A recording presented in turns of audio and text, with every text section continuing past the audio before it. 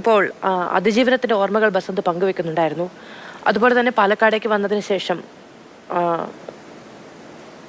നടത്തിയ യാത്രകളാണ് നമ്മളിപ്പോൾ മുകേഷിൻ്റെ വാക്കുകളിൽ കൂടെ തന്നെ കേട്ടത്. മുൻപൊരിക്കൽ തത്സമയ റിപ്പോർട്ടറിലൂടെ മുകേഷ് പങ്കുവെച്ച വാക്കുകളിലൂടെ കേട്ടത്. അങ്ങനെ കഥകളോ ജീവിതമോ തേടിയുള്ള യാത്രകളൊന്നും അവസാനിപ്പിച്ചിട്ടുണ്ടായിരുന്നില്ല.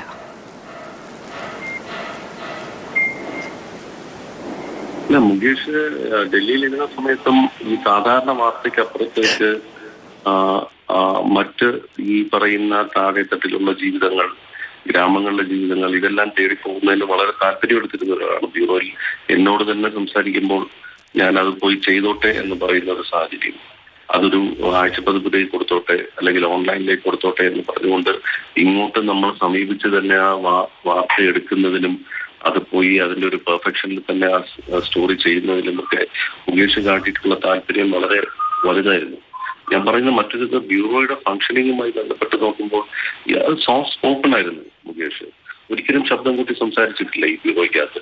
അത് മറ്റാരോടെങ്കിലും സുഹൃത്തുക്കളോടായിരുന്നാലും ശരി, എൻ്റെ അടുത്തായിരുന്നാലും ശരി, ഒരിക്കലും ശബ്ദം കൂട്ടി പറയില്ല. വളരെ സോഫ്റ്റ് ആയിട്ട് ഇന്ന രീതിയിലാണ് പ്രശ്നം എന്നുള്ളത് അവതരിപ്പിക്കുക എന്നുള്ളതാണ് മുകേഷിന്റെ ഒരു പതിവ് രീതി.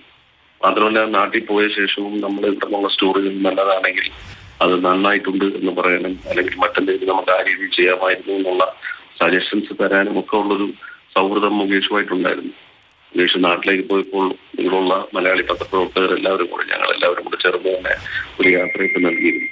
അവിടെയും ഞങ്ങളെല്ലാവരും എടുത്തു പറഞ്ഞൊരു കാര്യം, മുകേഷിന്റെ ഈ നോർമൽ ക്യാമറ വർക്കിനപ്പുറത്തേക്ക് മാറി മുകേഷ് നടത്തിയിട്ടുള്ള ഇടപെടലുകൾ, വിഷയങ്ങൾ സമീപിക്കുന്നത്, ഇതൊക്കെയായിരുന്നു.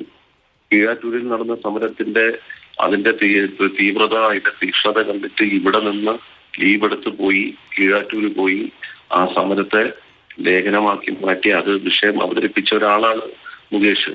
അത്രത്തോളം ഒരു കമ്മിറ്റ്മെന്റ് ഉള്ളൊരു ജേർണലിസ്റ്റ് ആയിരുന്നു.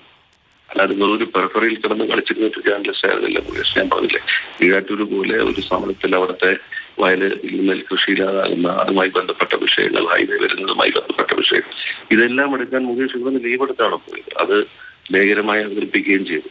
ഞാൻ ചിലപ്പോൾ കളിയാക്കാറുണ്ട്, നാളെ മുകേഷിന്റെ ലേഖനത്തിന്റെ ഒരു വിഷയമായല്ലോ എന്ന് പറഞ്ഞ് പലപ്പോഴും ഞാൻ കളിയാക്കാറ് പോലും ഉണ്ടായിരുന്നു. പക്ഷെ അപ്പോഴും ആ കമ്മിറ്റ്മെന്റ് ഭയങ്കരമായിരുന്നു. ഒരു ലെഫ്റ്റ് കൺവിക്ഷൻ വളരെ സജീവമായി ഉണ്ടായിരുന്ന ഒരു ജേർണലിസ്റ്റ് ആയിരുന്നു എന്നുള്ള കാര്യത്തിൽ യാതൊരു സംശയമില്ല. ശരി, പി ബസന്താണ്.